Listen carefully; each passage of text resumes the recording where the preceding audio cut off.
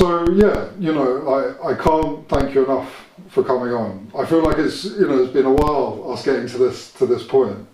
Yeah, this podcast, we started this podcast to talk about mental health and substance abuse and addiction, and to talk about people's experiences, first-hand experiences of treatment and supported housing, speaking to therapists and clients that have been clients within Gladstone's clinic. And we kind of met, a few weeks ago, and we were talking about kind of substance abuse in the workplace and the kind of culture that can exist in that dynamic. And we thought it'd be a great podcast. We thought it'd be a great chat. So, thank you so much for making this happen. A pleasure. So I think, maybe like as a good place to start, could you, to anybody listening, could you talk a little bit about yourself and where you're coming from and why you were so kind of passionate about this topic? Yeah, absolutely. Look, firstly,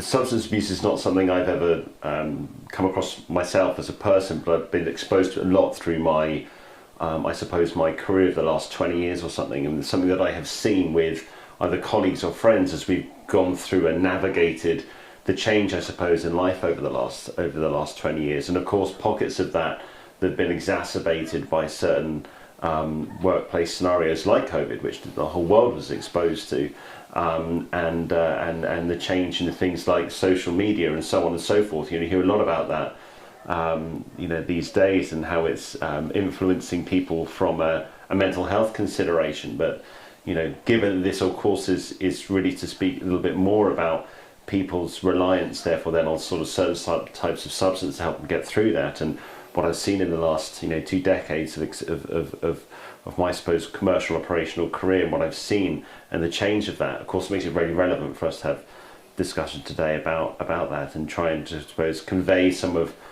the things that I have seen and experienced, and maybe just talk a little bit around those points to where people may see falling into certain traps or gaps in society, maybe not even realising it, and before long, they find themselves in need of external support. Yeah, and your work experience is quite broad, and I know you work in positions of high level positions, executive level positions, and I suppose you kind of have quite a broad view of it, from that position. And do you feel like that there are kind of specific genres or areas where this kind of can exist that are more prevalent within than others? Yeah, certainly. I mean, from my I suppose experience to date in working in the industries that I have done, from very much from the beginning, from being at the bottom, from being an assistant, all the way up to some more sort of executive positions I sort of undertake now, and seeing that from a very corporate environment that you might experience from some typical blue chip type companies, all the way through to working in startup environments, companies I've started myself, companies that have failed that I've started, companies that have been successful, but also working in a domestic workspace in terms of the UK, but also internationally. So in terms of, I suppose, my experience and exposure to how people cope around the workplace and people cope within mental health and things they're exposed to, both on a domestic level, global level, from corporate level to startup environment where different pressures are, people are exposed to different pressures. I've had quite a lot of experience in sort of seeing that. The industries that I've worked in have been probably more, people are more succumbed to that kind of environment, working in advertising, marketing, global entertainment businesses, in broadcast and so on, where there is always like this level of expectation to work way beyond your typical 9 to 5 as I suppose as a working concept. And there is a level of expectation as well to be entertaining clients and customers, should it be at lunch or dinner or certain parties you're attending in terms of representing the brand that you work for, the company you work for, or showing that level of rapport or relationship that you build with customers and clients as we navigate our way through our sort of commercial career, and that almost exacerbates, I suppose, some sort of reliance in terms of what you're required to do as part of that job in those industries, therefore exposing ourselves to these potential periods of continuous stress and strain, and that can encourage people looking for avenues of release, and often you see that, fortunately, in certain types of substances. And unfortunately, I've seen it a number of times in the last sort of 20 years that I've been working in this industry, and seeing friends and colleagues sometimes go down that road, and it's quite hard for them then to kind of navigate their way back, sometimes. But from my perspective, I think there's sometimes a level of responsibility from the corporations themselves to support people who are required to work these extended hours or work in environments where they are needed to be travelling to certain destinations, or performing tasks outside of their standard 9 to 5 in terms of entertainment, looking after clients or whatever. It's almost encouraged, and that can make it a little bit tricky sometimes for people. Yeah, it's fascinating, because I think it's getting better, but there can often, even today, I think, still be quite a strong stigma or stereotypical kind of description of, for example, someone that might end up in kind of primary care residential rehab or treatment. And I think culturally, when you look at businesses, it's not necessarily somewhere that you would expect this type of problem to exist. Everyone knows that it does, but I suppose wouldn't be the primary place where you'd look for it. And I think it's really interesting how you describe that, because it's almost like it's a taboo subject in the sense that businesses culturally, even though it's probably not really spoken of, might kind of push people for contracts and for sales, and to gain markets. The process of that is building relationships, and some of that can be going out for dinners, going out to nightclubs, having fun, building that kind of rapport with someone, and then still having to turn up and function at a high level, and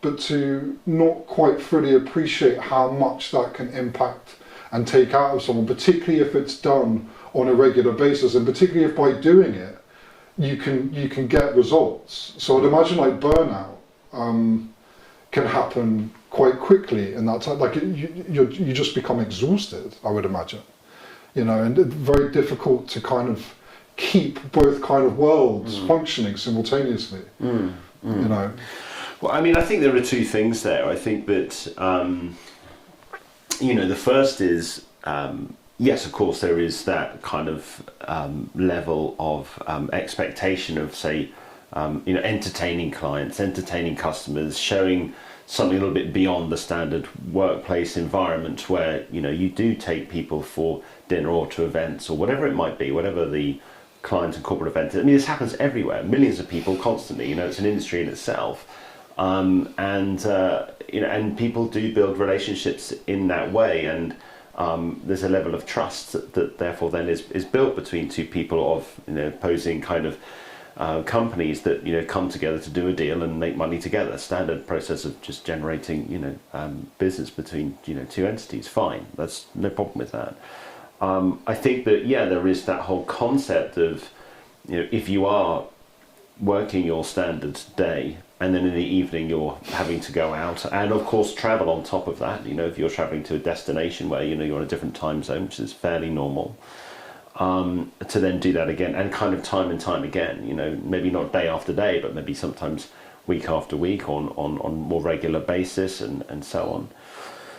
then eventually, you know, the body gets fatigued, you know, and that's just kind of natural. That almost doesn't matter what age you are, you know, you do that too much, you get tired. But I was having a conversation with a friend of mine fairly recently about burnout, and actually we kind of got to the position where we're like, well, burnout, when you talk about burnout, which is something which is just so, you know, it's just so prevalent in society now, and has been for like the last sort of few years, as much as I've seen or been exposed to in terms of hearing this term burnout, and you know, my initial consideration around it was, you know, taking it back to all those years ago when I was sort of, you know, kind of starting out in my career, and you know, you would do meetings with clients, you would go out in the evening, and eventually you do that time and time again through the week, and then you're out with your friends at the weekend, and all of a sudden you're like, gosh, this week, you know, I've been out drinking a few times through the week, and then of course at the weekend, and you're trying to work, and you're trying to maybe do some sport or hold down some relationships or whatever. Eventually you just get knackered, you know, you're just tired. But the conversation I was having with a friend of mine recently, actually, I think it's a different type of burnout. And when we talked about it in the context of, you know, over-exhausting the body by everything I've just explained, yeah, that's considered a type of burnout. But I think burnout today actually isn't necessarily that so much. I actually think it's the continuum of it's like mental burnout.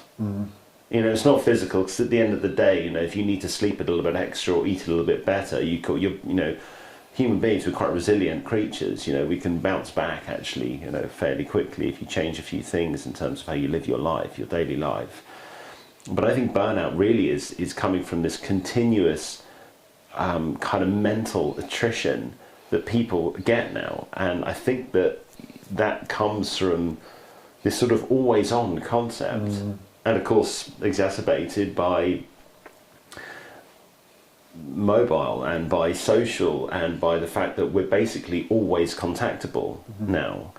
Someone very close in my life works in a completely different industry to what I do, and you know, we've had this discussion many times, and sort of says, look, you never really switch off. It's like, well, it's quite hard to, yeah, even now in my career, because, you know, you're constantly being contacted by people, where in her industry, you know, once the last appointment that she may well have has finished, that's kind of it. She might think about it, or might think about appointment she has the following day, but she has that kind of luxury of just kind of, that's it, switch off, decompartmentalise that part of the day and move on to the next bit, which could be taking the dogs out for a walk or doing something with a friend. Whereas, you know, nowadays life, if you're not in those sorts of industries, it doesn't really stop, you know, it doesn't really end. There is no, so this whole concept of burnout, unless you work in an industry where things do actually stop at a certain time of day because there is nothing else to be done, you know, you're constantly contactable, you know, people are constantly expecting things of you. Again, another conversation I was having, and this is with a colleague of mine actually a couple of years ago now, but it's something that you know, it was something that I've never really sort of stopped thinking about, I suppose, which is, you know, there is this concept of always being on, always being available. We were talking about, you know, customers and whatever, and we were saying, well, actually, is that, you know, healthy in terms of living your life, you know? And obviously we work in a very competitive world now, and it's like, well, actually, you know, we could make that decision to switch off your phone, or your work phone or whatever. So it gets to Friday 5 o'clock, you switch it off, you turn it back on Monday morning at 9 a.m. and how lovely that would be. But the difference is that your competition, well, they'll make sure they are still available. So, and they are available any time for their customers or their work colleagues or whatever. So it's like, well, actually, you know what, therefore then we better do the same. And the next person, well, we better do the same. So then all of a sudden we've created this entire kind of culture, almost globally, that we should always be on, we should always be available, always be contactable. And I think that really is where burnout is coming from, because people literally can't detach. They cannot switch off. They can't get away from, I say, the continuum of, you know, constantly having to post something, be available, turn up, and actually getting time for themselves to reflect. And I think that taking it back to kind of very much, so the subject of this podcast is, people then revert to or look for other avenues, valves of release, and usually that comes from something which distracts the mind completely away from that. hence people go down the road of, well, let's then go for a drink or take something else, a substance, which might end up in a slightly bigger situation scenario. Then you get to the burnout of physical. But I think it starts with the mental side. So many things I want to unpack there. But and the pressure of meeting kind of quotas. And there's this play hard, work hard kind of culture that I think exists within the kind of business culture. And I think, when you were describing like never being able to switch off, constantly being contactable, you're constantly kind of managing yourself. It's self-manageability. And if that starts to slip, in small little ways, if the routine starts to break down in small little ways, I think it's kind of like you can't really show weakness. You can't really show that you're suffering. I don't feel like there's much sympathy when it comes to corporations or large businesses in regards to employees that are asked and put under these enormous amounts of pressure to do such a kind of wide array of different tasks and things that consume all of their time. And from your perspective as being an executive, if you know that you're asking a person to do a lot of things, and they are under a lot of pressure to perform and to get success and get contracts and to always improve, and every month's a new month, and it never stops. It just keeps going. It's more and more and more. What levels, like, do you think a employee would feel comfortable to go to someone within a business and say, look, I'm suffering, I'm really, because do you think they would be fearful of losing their job? Like, they would be immediately kind of stigmatized, like, oh, you've got a drinking problem, well then we should probably replace you. Like, where do you think the kind of sympathy comes in, or is it there at all? Like, do you just burn people out and then chuck them away and then get a new one? Yeah, I mean, I suppose it's quite a hard one to answer to some degree, but I certainly take the sentiments and the points, so I try and answer it in a way that makes some sort of seminal sense. And firstly, anyone in a workplace and work environment should have the opportunity and feel comfortable and confident to go to their peer, to their boss, to their colleague, certainly to the HR department or HR facilities that companies have, to express how they are feeling, either about their working environment or if they're feeling under due pressure or stress and they need to find a way to take time out or to be supported by that company, if it is indeed the company. I mean, at the end of the day, the company is somewhere where they work, but the company has to always factor in that people have their lives outside of work. And unfortunately, given the world we live in, there are things that go wrong and happen all the time with life, health and things that happen with friends and relationships, whatever it might be. These other external things that we have to factor in. You can't just turn up to work and switch all that off and just be fully focused on work for that. I wish we could, but we're not, because we're not robots. At the end of the day, you still have those things go. So people are constantly feeling that pressure, and they should have an environment, safe environment in the workplace they can go to say, I'm feeling like I'm a little bit overwhelmed here, and not feel threatened about, well, if I go and raise that, am I then going to, well, I won't get that next promotion or get a pay rise on the next cyclical time that they consider pay rises or something like that. And so that's sort of the kind of the mental side. I think, the physiological side of someone over consuming something, let's just take it alcohol for now. It's, if people feel in a work environment for whatever degree, because they have been out entertaining customers or because it's the environment that they're in or it's encouraged or what have you, and they feel either an over-reliance on that, then I think there's a responsibility of the corporation to support them rather than just shut them out and say, well, you're no good, let's get in the next one. And let's just put them out to work and expect more from them. And they might end themselves down the same avenue. It just can't work like that. Or to at least kind of listen. Yeah. And understand, because I think it's only by kind of doing that that you can try and kind of improve and kind of curtail things. But yeah, I think there is that fear. I've been in that situation many times. There's no way I could go up to my boss and say, I think I might have a drinking problem and I'm drinking all the time and I'm really struggling. I wouldn't feel secure doing that at all. So you kind of keep it locked up. And then, like you say, you go down and it escalates and you go down and you really start to suffer. All the rest of it, the pressures on relationship, like you said, all the stuff out of work, it kind of adds pressure on all that, the family, relationships. If you're not present, if you're emotionally, psychologically, physically just exhausted, and you don't feel confident enough to really talk about it to the people you need to talk about it to, and you keep it locked up, the weight of that is tremendous, and you can feel very alone with it. Yeah. Do you feel like HR departments and businesses in general are kind of coming round to this? Do you think that there's a lot more to be done in that regard in the business kind of culture? Well, there's still a lot. There's a long way to go. Yeah. I mean, as you think about mental health, I mean, the mental health, of course, has been around for a very long time, but in terms of it being recognised, I feel it's really been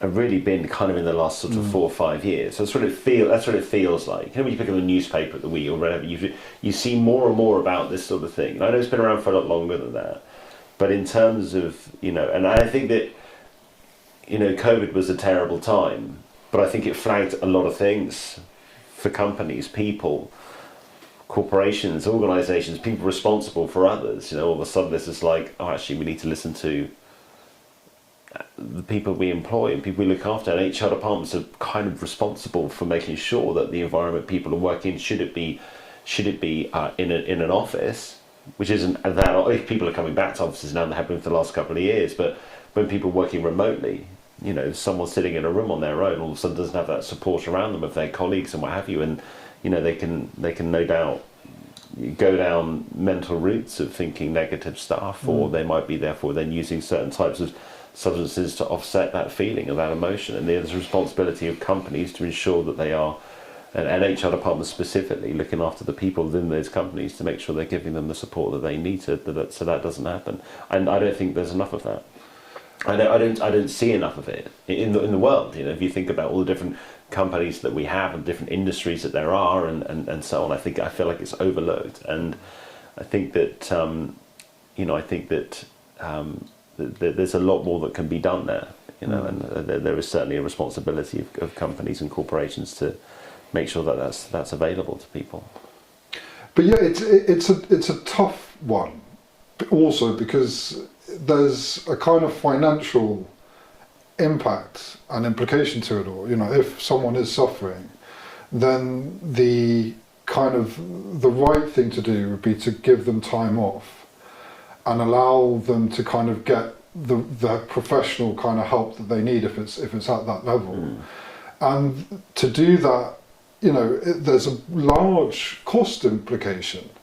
I think, in terms of, in our country, the NHS is overwhelmed when it comes to people waiting to see counsellors or therapists or going into kind of treatment centres.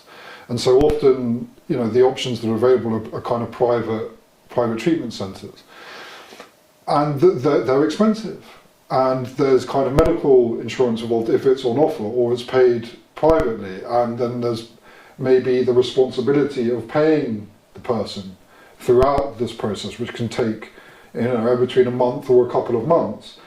So it's difficult because I kind of feel like maybe businesses or corporations decide how much help they give based upon the executive level or seniority of the person who's suffering with whatever kind of affliction is going on for them. And it's often maybe the people lower down the rankings are the disposable ones, and it's a hard thing to, just because of the cost. I can understand that would be difficult to kind of manage. Particularly if it's the kind of, maybe the younger ones that are pushing themselves so much harder to kind of get noticed and go up that ladder further, you know, quicker or further by pushing themselves more and more and more. So the cost implications are huge, you know. They are, and but then it's about how much, you see about companies talk about, we invest in our people and so on, and we invest in the people for the benefit of the business, but what about when that person gets to a level of burnout? Should it be the physical or the psychological side of it? Then it's sort of like, well, do we then just brush them to one side or something? I don't know. Rather than actually taking care of looking after them and seeing how we can kind of, make sure they feel safe in a working environment and they're not exposed to things that are influencing them, I suppose, but these things are expensive. It's fun. It depends how, I saw it in the paper just recently, obviously, with, they talk about banning smoking in pub gardens or whatever it might be, for the reason that, smoking, it puts a lot of pressure, the repercussions of smoking-based illnesses and issues puts a lot of pressure on the NHS. Well, that's correct, and of course this has been proven a number of times, but banning smoking in gardens isn't really addressing for me the kind of the fundamental issue that really, if we really want to protect the NHS or whatever it might be, I think there needs to be more stringent responsibilities from where pressure is coming onto the NHS, health related issues, and I think a lot of that again starts with corporations, companies looking after the people, so they're not drinking or overly drinking, or they're not overexposed to mental illness and what have you, because a lot of that is also what gets put onto the NHS in terms of pressure. So if that could be put more onto the responsibility of corporations and companies to look after their staff, maybe in a better or more comprehensive way, then maybe that would also have an adverse effect and not put pressure on the NHS as a result of that. And they're actually then looking after people that might stay with them for longer in terms of their employment with them and actually benefit the business, in a longer way. I just think there should be some other ways that, companies can look at these sorts of things and looking after people and their staff. I think that's an excellent point. And it makes me think that businesses, and I don't know how it would work, but they should be kind of asked to put aside a pool, for the safeguarding of their employees in regards to these types of things. If it's mental health or burnout, but even like things like diet, the food that people are eating on their lunch breaks, it's kind of high street kind of outlets, and the food isn't great. And I sometimes feel like, when you're doing that day in, day out, and you're kind of at the desk, it's easy to kind of have, the health implications in that sense as well, which then is then offset to the NHS. And it's a great point. But I thought, I think businesses, historically, and maybe it's changing, but they've often seen their employees as assets, as things to use. I don't think that they ever really look at them as things to look after. It's things to utilize, maximize, like a piece of equipment, and almost kind of forget, they're human beings and the pressures that they're put under impact them. And there isn't really that kind of safety net or safeguarding, particularly when it comes to the financial resources required to accommodate that. I don't think it really comes into the primary kind of Monday meeting kind of focus that exists. Yeah, I mean, it's funny, isn't it? Because it's sometimes considered a one-way street. It feels like that. Like giving you a job and paying you some money. Well, it's not really. Actually, it's a transaction. You're paying that person, but they're in return giving you their time and their knowledge, their expertise. So one should really be looking after the other, sort of thing. The employee will look after the business and do the work and help generate revenue or do whatever the discipline is they're responsible for in that business. But the company has a responsibility to ensure that that employee is looked after as well, in any regard. Should that be from a mental consideration? Should that be making sure they've got a healthy diet, make sure they've got enough time out. Holiday these days, it's just a nightmare, isn't it? People go, well, I'm taking a week off or 2 weeks off, which seems to be frowned upon so often. And people are entitled to take their holiday as much as they want, yet they go on holiday and they seem to be contacted here, there, everywhere. I mean, people often tell me that, friends and people I know, so, I'm on holiday, but people calling me, I'm still getting emails and whatever. Yes, there is a discipline to cut off and say, well, I'm non-contactable for the next 2 weeks, but we live in a world now, a society that just doesn't seem to be, it doesn't seem to be the case. Yeah. And I think again it comes down to responsibility of the company and the corporation, the culture that that we should be instilling as businesses for employees, because the overarching culture, I think, of society these days is basically always on, always available. And just going back to the whole burnout thing, I think that irrespective if that's in a company or just generally how you live your life, I think that's what it comes down to. Never really being able to switch off. And then taking it back even further, kind of to the whole point around some of the discussion here, is that people looking for Prius, people looking for vows, people looking for areas where they can release and kind of get away from that. And the easiest way, everybody knows, is to take something that alters the mind, whatever the choice of substance might be. The majority of people turn to alcohol because it's so readily available. But of course, there are other substances people use to do that. And I think that there's a compound effect then that happens, because, how we live in society today, they're always on, always available, always social media, always being notified, pinging by messages and this and that, different messaging services, whatever it might be. It just doesn't end.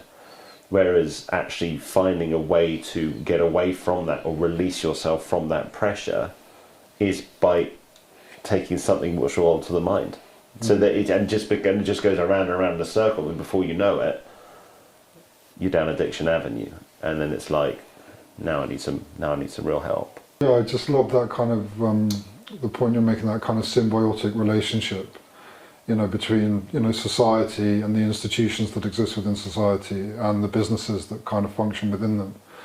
There is a kind of very strong kind of health-related relationship. Goes down a number of different kind of avenues, I think, in society, and the costs basically are kind of just absorbed by the institutions. There isn't really that responsibility, and I really like the point that you made about the smoking. It's they're doing it to ease burden on the NHS, but kind of actually really figuring out where it comes from and where the real cause is, where people kind of feel the need to drink and smoke. And that's the real kind of question. But then also kind of coming back to using substances to escape. Maybe if a person does get a holiday and they want to kind of detach, maybe they only see kind of drinking to excess and taking a substance as the only real way that they can switch off. It's like, and so if a person gets time off, are they really using it in a way that replenishes them, or just exasperates them further? Yes. Yeah. No, and I think that's a really good point, because people, I think they do tend to do that. They sort of go away on holiday. I mean, you hear it all the time. People go on holiday. It's a party holiday. They go away and get blasted every night. We do what you want with your time. It doesn't whatever. But if you're needing to do that to get away from work because work pressure is so much or whatever, there's something wrong there. Then you come back, probably you've had a break away from the workplace, but you're pretty much probably more knackered. It's just sort of it doesn't I don't know, it doesn't quite, I don't think it really works, But going back to that previous point, now I don't know this specifically, but again, certain things that I've read in the past, and again, I suppose it really rather depends on what publication you read, but going back to NHS and smoking, whatever, and not making excuses or condoning anything, but I'm pretty sure I read a report around cost of the NHS, and one of the number one things actually was mental health. I think the second was obesity and illnesses related to that. This is in terms of costs that within the NHS. I think the third was alcohol, and I mean, if that was right, and I really don't know, because I don't know where the initial source came from, but that sort of does make sense from what you sort of hear. But if that was right, then surely that's where the focus and emphasis should be. You know, I can't remember, smoking was in there definitely, but it's like we always seem to, as society, point towards the ones we can blame, the obvious one, like smoking. Again, we keep bringing it up in this instance, but we know it's bad for us. We know that it's not, but ultimately, it doesn't necessarily alter the mind. It's not the thing that's causing the core issue of like mental health or something like that. You know, and that ultimately is the mental health condition. It's where people then go to find a substance to change that. You know, it's not necessarily smoking, but we use smoking as like our bad younger brother or something. You know. Yeah. Like if you were to give up smoking, and you know, and someone offer you a cigarette, you say, "No, I've given up smoking." People often say, "Oh, congratulations!" You know, they say reward you for that. Yeah. If someone offers you a drink, say, "Oh, no, I don't drink anymore," you'll sometimes often get frowned at. You know, like, "Well, we don't drink. Okay, no problem. You know, whatever." But it's like, hold on, why is one acceptable than the other? And again, if you relate that back to NHS and NHS costs and bits of it, it's like, are we really addressing the right thing? Is the perception the right thing? I don't know. It doesn't seem so. I get the sense that, you know, often I think the responsibility of these things, I feel like often fall on the individual as opposed to the working environment which they're committed to. And I think that the responsibility can sometimes just be offloaded, and the businesses which people work for tend to just kind of alleviate themselves of that type of responsibility, I think, for lots of businesses.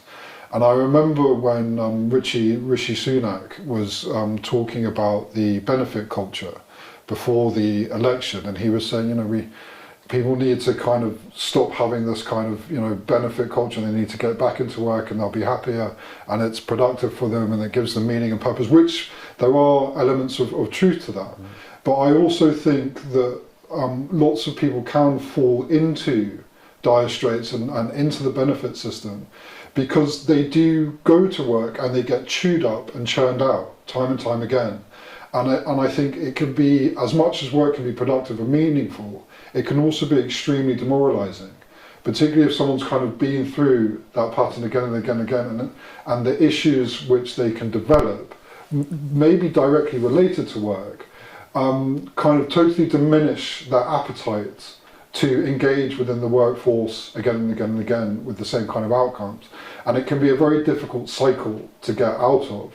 And so just coming back to the kind of symbiotic relationships, I think, you know, I think if the work environment in this regard kind of doesn't look after their workforce better and think about the kind of, you know, the health of their workforce more, then I think it just does get offloaded in one form or another, if it's directly to the NHS and it's directly in health, or it's falling back into a kind of benefit system. I think they're kind of all related at some point. I think a lot of people that are on benefits, I think, would love to work, would like to work, but I don't think that they're in large part particularly looked after too well. Well, I think there's probably an element of stigma, and maybe that comes down to they're not being looked after well and not being able to get out of that rut. And I think where people find themselves in ruts, it's therefore then, you know, it's quite hard by definition of that to get out of. Yeah.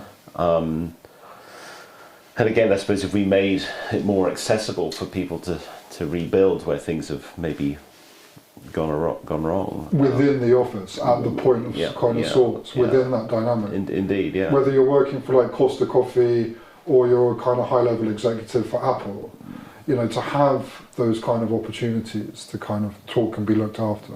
Yeah, absolutely. Yeah, absolutely.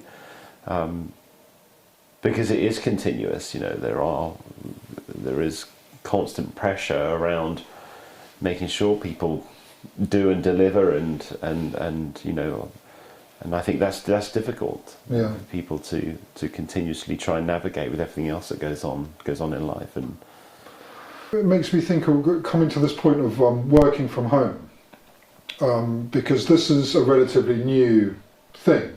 pretty much kind of took hold during the pandemic, and now it's become quite a mainstream thing. It's become quite a prevalent thing, and so working from home is interesting because there's pros and cons, I suppose. But if you're working from home and you're constantly on call all the time, and you don't have the community of the office, and you're kind of detached from that kind of interaction and kind of integration within the office dynamic, and no one's really looking at you. You've got video calls, but you can turn the camera off.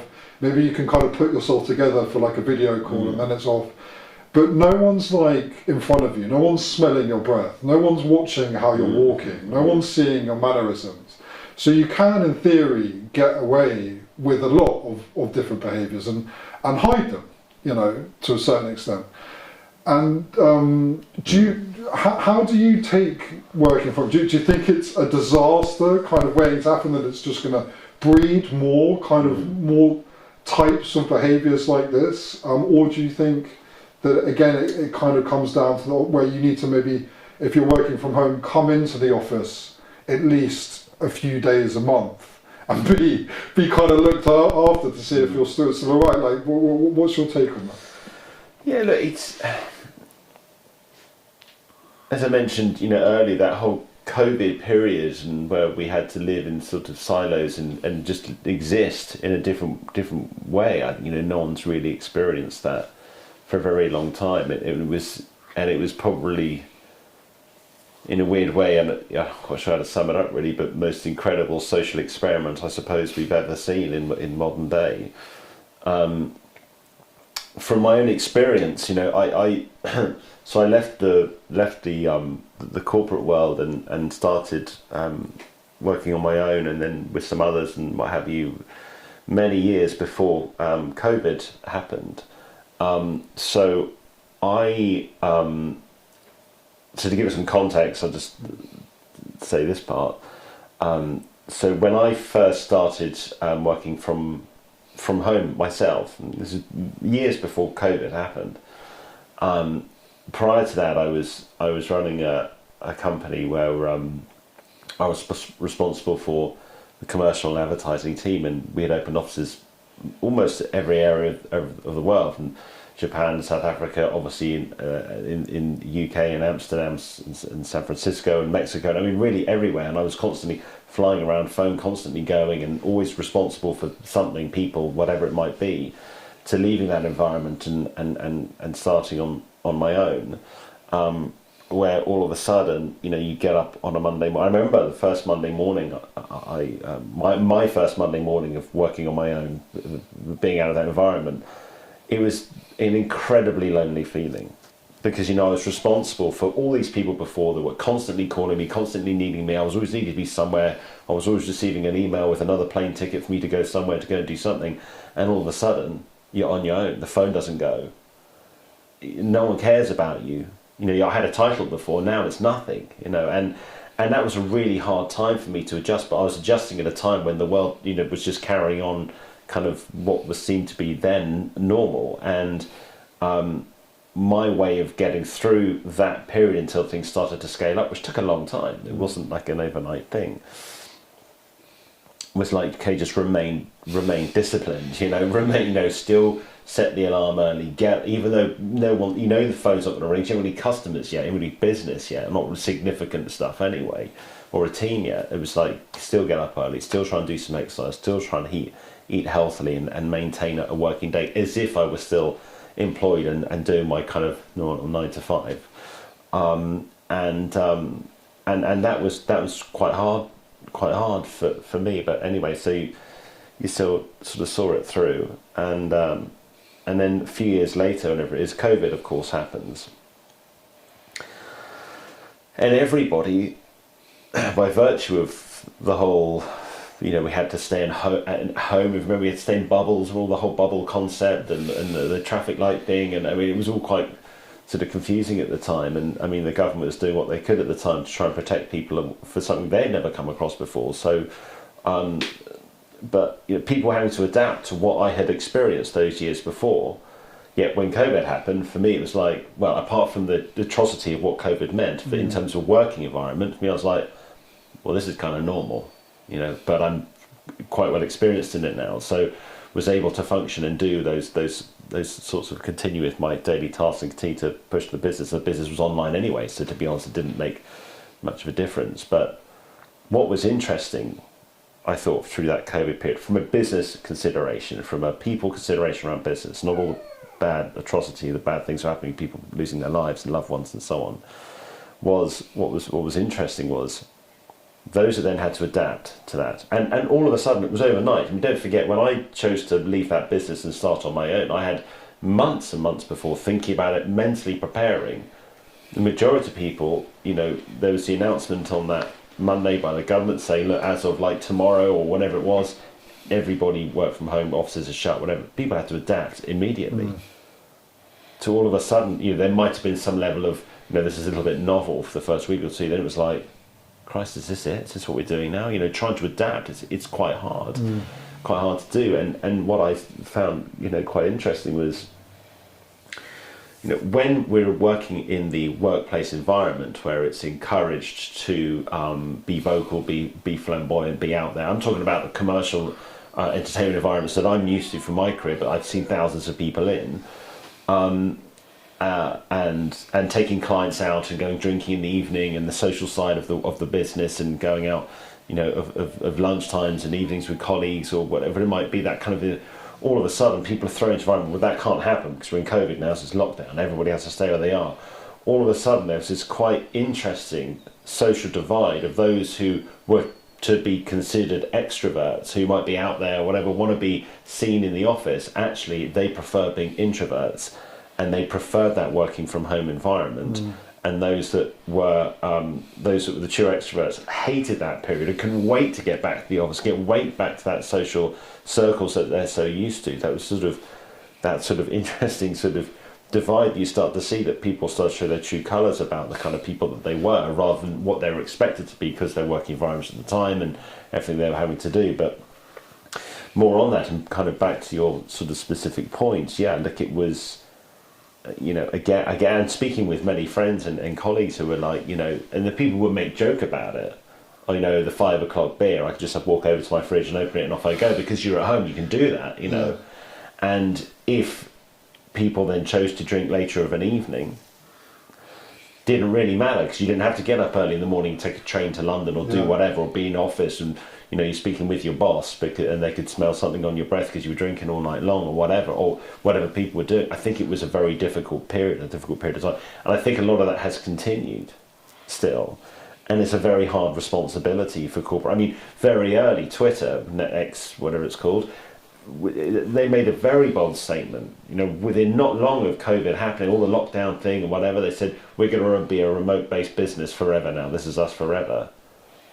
And I thought, well, that's okay, you can do what you want with your company, fine. But that was quite a bold statement for something which is, you know, where they haven't really experienced, they haven't seen how people are going to respond, how people are going to react. Are they going to get the best out of people? Are they not? You know, some people thrive through working from home because it's like, well, look, you know, I will make sure as an employee, I will deliver to you as my employer, and I'll make sure I get all my tasks done, and I'll do them as hard as I can. But if it means I could be more responsible and accountable for my time, then fine, that works.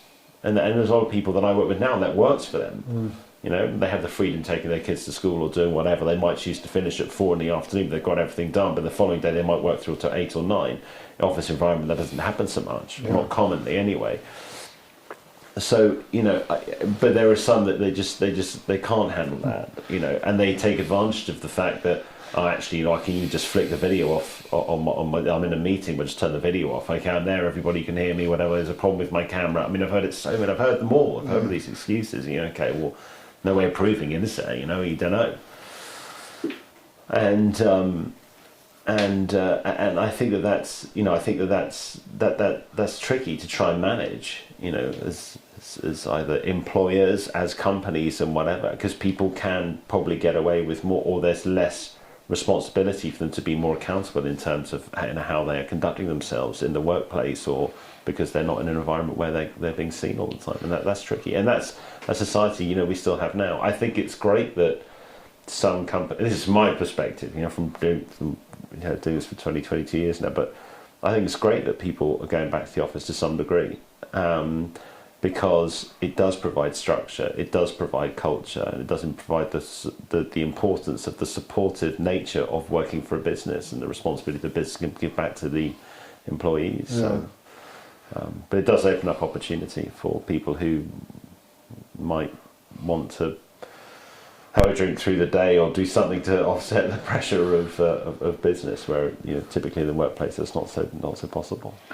There was, I think it was a few months ago, but there was something in the news about, I can't remember which company it was, but it was people working from home and found like an app or a software where it moved the mouse on their computer or something.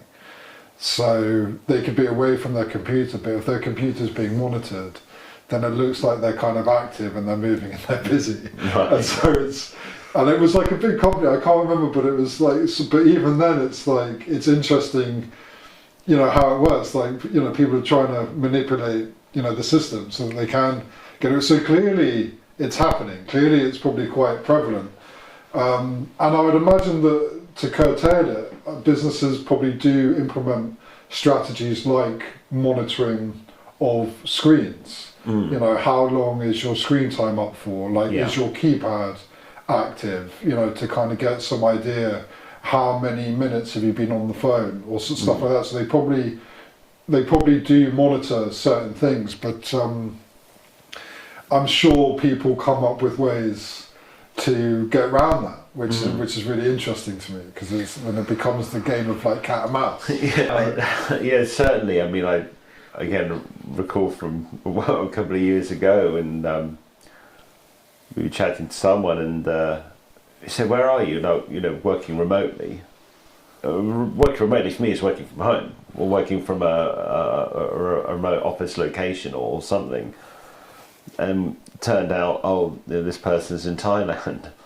What are you doing in Thailand? Well, I'm working remotely. It's like, it doesn't mean you can just go on holiday anywhere you want, sit on your sun lounger with a laptop, and that constitutes doing your 9 to 5. It doesn't, I think people choose to bend the rules a little bit, but yeah, I think, but taking it back to that working from home and the remote nature of how we're conducting things now, it is.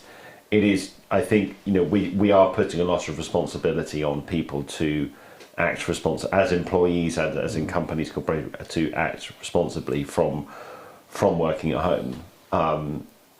Given where I am in my life, my age, my career, I don't mind it, but I can manage my time quite well because I'm fairly well disciplined based on 22 years of working. But you think about, going back to when I started as a advertising assistant or something, a young 20-year-old. I mean, I loved it. Going into the office, being there with everybody and whatever. If someone said to me, "Look, you're 21, you're 22, whatever, but you're working from home. What are you learning? What are you going to do?" The mind's going to stray. So you're going to end up doing something else, which probably isn't that work related. And no doubt, people are feeling pressure or boredom. Again, they will probably drift down the road of, well, let's go to the pub, or let's do something else, or doesn't matter getting smashed on a Sunday because Monday doesn't really count. I just log on from my bed in the morning and you're there. And it's a very hard thing again to manage. I think sometimes the idea of getting away with it, maybe if you get away with certain behaviours, a couple of times, and then it can kind of overflow into becoming, as opposed to once in a while. And that's the kind of nature of substance abuse, that it's very progressive, and that, once in a while becomes more and more frequent. Maybe one person kind of bends the rules a bit one day a week, and then suddenly it's 2 days a week, and suddenly they're just kind of doing whatever they want, and they've figured out the rhythm and the routine of their kind of work dynamic and responsibilities, and they kind of get away with bad behaviours. I mean, it's an interesting concept. You say to sort of get away with it, I suppose. I mean, I think it presents opportunity. an opportunity usually means some form of temptation. Yeah. And temptation by repetition becomes habit. Yeah. And then habit, unfortunately, then ends up in, call it what you want, addiction, reliance, or so on. And if not monitored and looked after as an employee, as an employer, that's you're almost compounding that effect with certain people, because you're putting a lot of trust in them to not act in those ways and take more accountability and responsibility to their working day and their working life.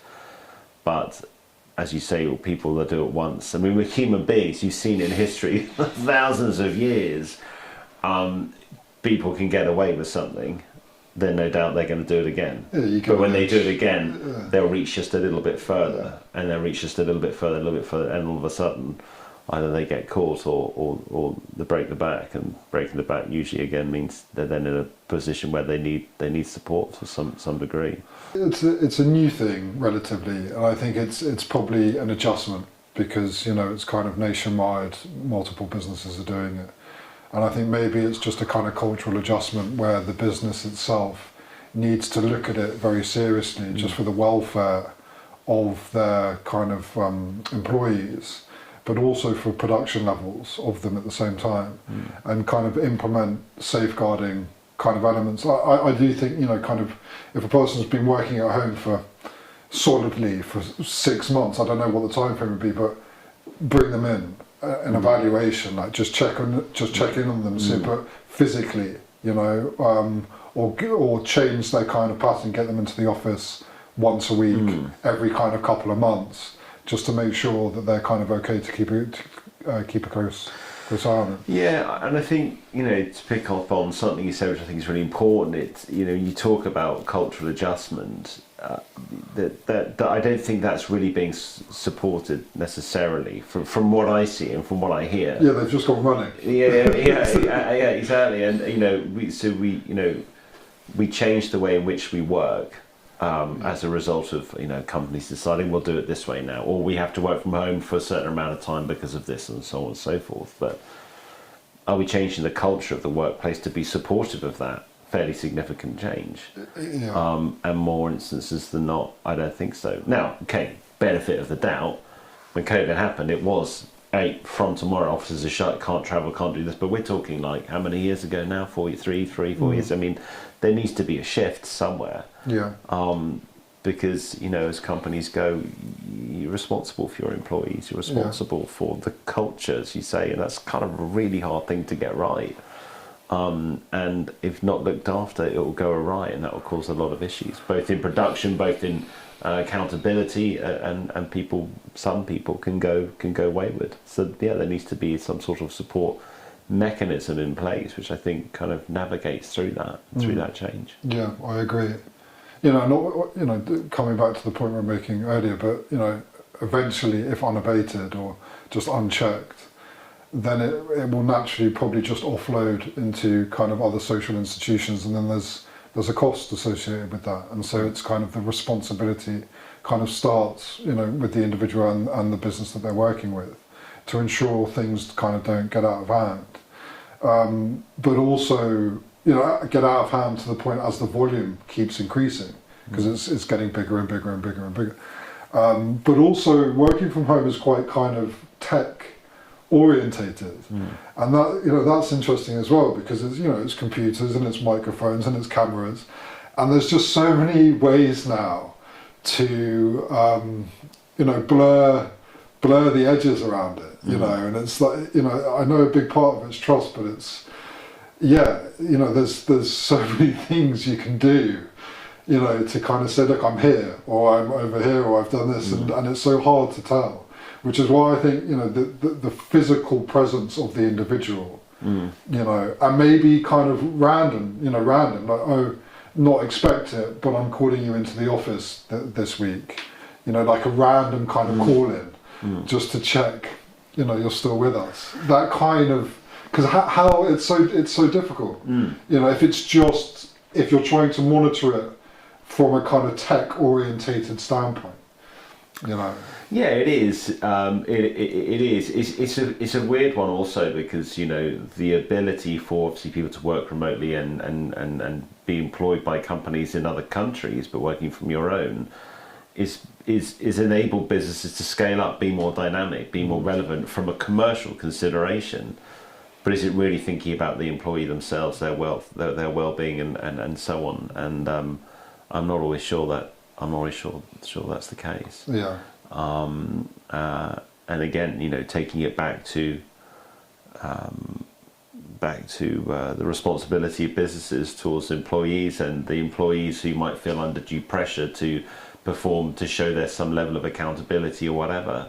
That pressure is such that often people might look for other ways to release that pressure. And I think that that ultimately is the responsibility of the employees, of the employer, and HR departments to ensure that doesn't happen in the workplace. Yeah. I think in general industries need to be doing more to support people in this very changing world and changing environment that we find ourselves working in these days. Yeah. Should it be domestically, internationally, from a remote basis, for just turning up to the office a couple of days a week? Yeah. So fascinating. And I think that, like you said, it's been a change and a shift that's happened very quickly, and it just kind of really took hold very quickly. I think that, I think workers were like, I'll give you the opportunity to work from home. A lot of them are going to bite your hand off. Exactly. And I think the adjustment about the kind of safeguarding process hasn't really kind of maybe come to the forefront yet. It's been like a benefit, like you said, for the business. They're available, you're kind of engaging maybe more in different kind of dynamics or different aspects. Maybe there's a cost saving on kind of office space and rent and kind of bills and utilities and stuff like that. So maybe it's given businesses opportunities to expand faster. And so I think from both sides, they've kind of run with it and they've jumped at it. But I think maybe it is kind of getting to the point where, like today, we're talking about it. Hang on a minute. Are we not creating a bit of a nightmare for ourselves that's kind of, not too far down the road? And I know, working in the clinic, that there were lots of people during the pandemic that really suffered with the kind of levels of manageability. And kind of behaviours, and that, like you said earlier, that instilling that kind of discipline with yourself. I think a lot of people really require the I need to wake up at this time and be present here, and without that routine, without that quite rigid routine, my discipline kind of falters. And it's very difficult for me to maintain that. And I think a lot of people need a place to go and work. And I think it's very easy for people to kind of, maybe not intentionally, but just slowly fall into kind of bad cycles, where the routine starts to break down and the kind of lines get a bit blurred between what is kind of recreation and what is work, when both are kind of done in the same environment. No, absolutely. Again, this whole work from home culture, and even as I say, some of it's getting back to what it was like, 5 years ago or something, although nowhere near to the same degree.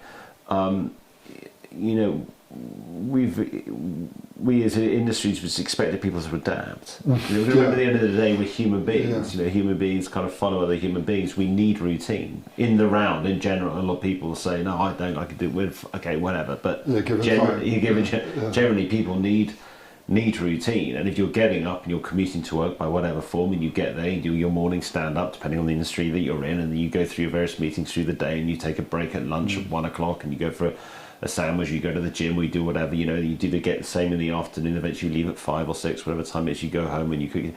These are really, people can manage that. Yeah. And it takes a certain type of person who doesn't need that to still be able to function. Yeah.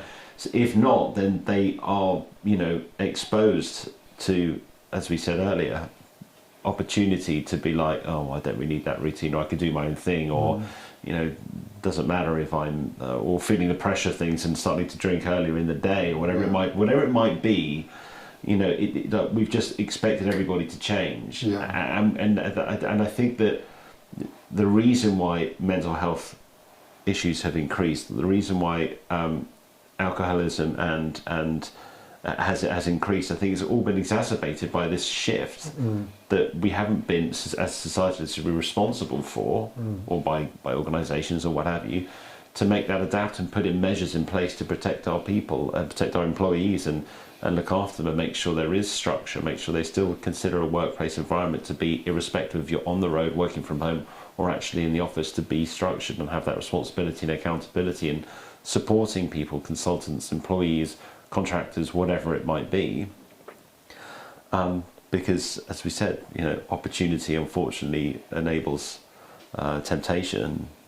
Temptation, of course, then leads people down a road of lack of structure and the ability to open themselves up to influence. And then and that's quite hard then to manage, either as individuals or as companies. So I think, and it's going to compound. And I think that's an issue that generally we're going to be faced with in society, or you can start to see it already. I agree. Yeah. I agree. I think it might be a bubble, that might pop, and there'll be a lot of people that, have really, really struggled. Even I think, with therapy, there can be a lot of, like Zoom therapy now. There can be a lot of things, even when it comes to kind of, health and support and stuff, a lot of stuff is done over Zoom now. And it's never quite the same, in my opinion. There's value to it, but I don't think anything really kind of compares or replicates being physically in front of someone. When you get those intuitions and you get those feelings, you can really observe someone and be witnessed. I think being in front of a camera with someone across, on the other side of the country or another side of the world, you don't really get a full feel for the person, in my opinion. You get something, but it's not the same. Yeah, exactly. I mean, yeah, it's funny. It's funny that, because from a business consideration, when you're having a Zoom meeting, although incredibly efficient, and it is, I mean, and in life nowadays, in almost anything, everybody always searches for efficiency. Should it be from the supermarket to Amazon to whatever it might be, everyone always searches for efficiency. And Zoom meetings, Zoom calls, whatever, are incredibly efficient, but you miss the human touch, human interaction. When you then go to a business meeting in person or physically in an office with someone, you make, I feel, you make 10 times the difference. So when you look at, it's great that there are supportive measures out there for people to have access to, if they're feeling vulnerable, actually still trying to create that human element to things in terms of the physical side, I think is still incredibly important. And I think that, that is something, again, that corporations, organisations and businesses should be more responsible and accountable for looking after employees to ensure that's available to them. Yeah, it's a great point. Yeah, absolutely. And I'm just noticing, because we're kind of slowly coming to the end of our time. And when I do these podcasts, it's probably a different take this time, but I often ask, if there's anybody, watching, and I usually kind of relate it to a family member or a loved one in regards to kind of coming into treatment or, supported housing. But in regards to kind of business, in regards to HR departments, or even, to yourself, what advice would you give to those people to try and kind of implement that safeguard responsibility at the doorstep of businesses and offices? Yeah, well, look, I mean, if we go back to, say, mental health, which is such a big topic in society now, and for all the right reasons, and I've sort of seen this firsthand and heard about it many other times, that, you know, someone will raise their hand and say, look, I'm suffering from you know, some mental condition that's preventing me from being the person I want to be, or being able to perform at work, or be in a relationship, or whatever the situation might be. And people often reach out with open arms to support and help, and that's great. And you know, long may that continue. But I think that it needs to be extended beyond that. And when people, I still feel that there's a stigma if someone were to raise their hand and say, actually, I've got a dependency on a substance, whatever it might be. Let's just choose alcohol because it's quite an obvious one. It still doesn't feel like there is that supportive nature from companies or organisations to say, look, we'll help you and support you through that because you're valuable to us. You've given us your time. Yes, we paid you for that time because you're employed, but like, it's okay for people to come and say that and not feel like I'm going to get fired or never going to get promoted in this business. Again, if I stay or if they help me through that time. And I think that, you know, it's not necessarily advice, more observation that, you know, I think we should be more aware of as society. Should we be employers or employees or what have you, that, you know, there is a lot of pressure on people these days because of the always on notion that we spoke about earlier. And people do look for avenues to have elements of release, you know? And again, whatever form that may well be. And taken too far, people do become reliant on whatever that might be. But it's never usually. It's not usually just that one substance. It's the cause of what that substance is. I read the book by Russell Brand, and he talked about the fact that you know, he had been addicted to heroin and alcohol and sex and all these things, and he says, I'm not addicted to one particular thing, I'm just an addict. And the addiction side of it actually was the removal of the psychological state to put him in something else.